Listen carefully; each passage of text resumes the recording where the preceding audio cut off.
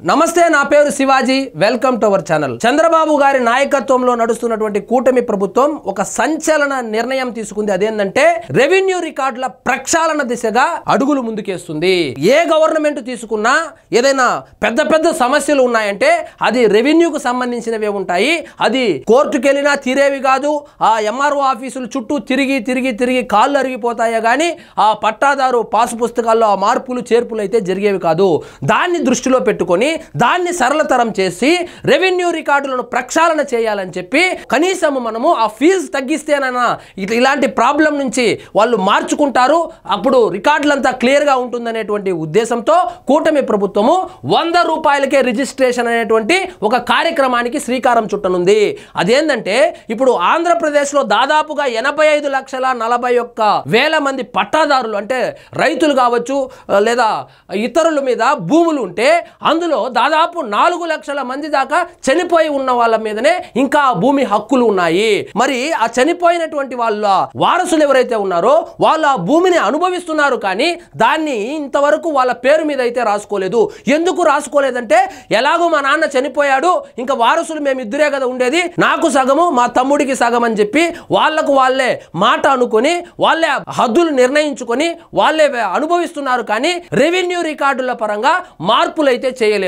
ఎందుకంటే మళ్ళా రిజిస్ట్రేషన్ అని పోతే మన సొంత భూమికి మా నాన్ననో మా తాతనో సంపాదించినటువంటి భూమికి మేమెందుకు మళ్ళా డబ్బులు పెట్టి మేము రిజిస్ట్రేషన్ చేపించుకోవాలి, మాకేం ప్రాబ్లం లేదు, మేము ఇలాగే ఉంటాము, మేమెందుకు 10,000 ఖర్చు పెట్టాలి 20,000 ఖర్చు పెట్టాలని చెప్పి దాదాపు 4 లక్షల మంది అలాగే ఉండిపోయారు. సో దాన్ని ఇప్పుడు వెబ్లాండ్ లో మనం గనుక పరిశీలిస్తే ఇప్పుడు 295 అనేటువంటి సర్వే నెంబర్లో ఒక శ్రీనివాసులు అనేటువంటి వ్యక్తి పేరు మీద ఉంటుంది. శ్రీనివాసులు అనేటువంటి వ్యక్తి చనిపోయి ఉంటాడు, కానీ ఆ భూమి ఏదైతే ఉందో అతని పేరు మీద ఉన్నటువంటి ఆ భూమిని అనుభవిస్తున్న వాళ్ళు వాళ్ళ వారసులై ఉంటారు. లీగల్ గా ప్రాబ్లం లేనప్పటికీ రెవెన్యూ పరంగా ఆలోచిస్తే చనిపోయినటువంటి వాళ్ళ మీద 85,41,000 మంది పట్టాదారులు ఉంటే దాంట్లో 4 లక్షల మంది చనిపోయి ఉన్నారు.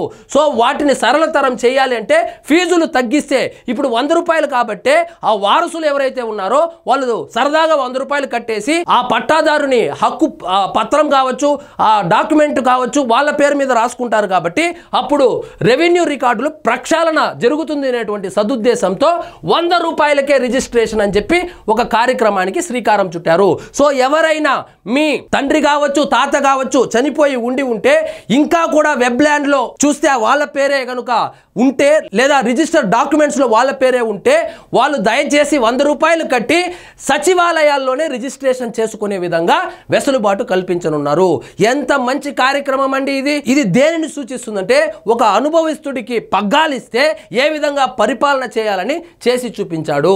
ఇక్కడ చూడండి, సర్కారు మరో సంచలన నిర్ణయం, వారసత్వ భూముల ఫీజులపై రాయితీ, ఇక సచివాలయాల్లోనే రిజిస్ట్రేషన్లు, రెవెన్యూ రికార్డుల ప్రక్షాళన దిశగా అడుగులు, త్వరలో వెలువడనున్న ఉత్తర్వులు, పెరిగిన రిజిస్ట్రేషన్ల ఆదాయము. సో 100 రూపాయలు కట్టండి.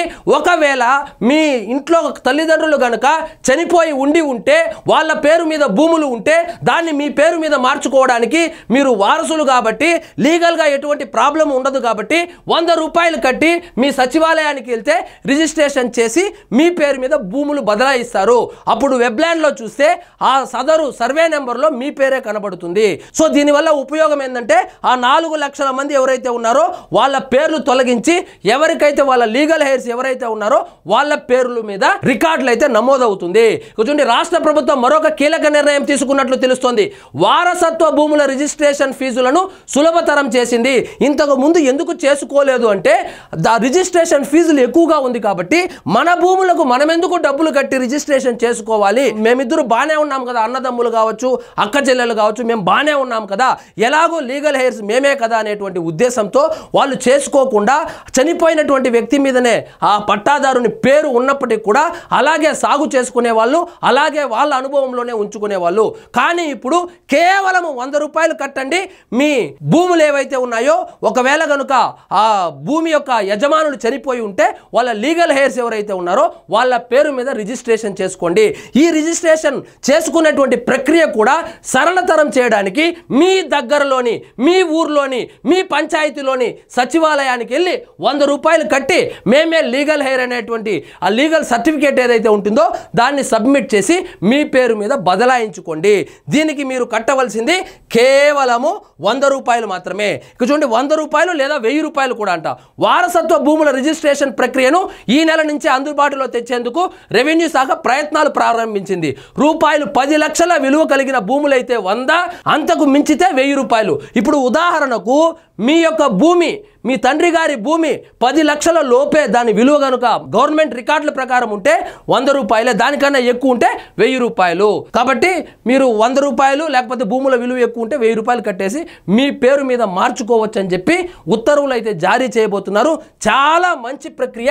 ఇది కనుక జరిగితే సగం ఎంఆర్ఓలకు, విఆర్ఓలకు శ్రమ తగ్గుతుంది. మొత్తం రికార్డులు ప్రక్షాళన అవుతుంది, సరళతరం అవుతుంది. బ్యాంకు లోన్లకు వెళ్ళాలన్నా లేదా ఇతర కార్యక్రమాలు చేసుకోవాలన్నా, భూములు అమ్ముకోవాలన్నా కూడా ఈజీగా ఉంటుంది. సో ఇదండి ఈరోజు మన టాపిక్. మీకు ఈ వీడియో నచ్చినట్లయితే లైక్ చేయండి, షేర్ చేయండి. ఛానల్ మాత్రం సబ్స్క్రైబ్ చేసుకోవడం మర్చిపోవద్దు.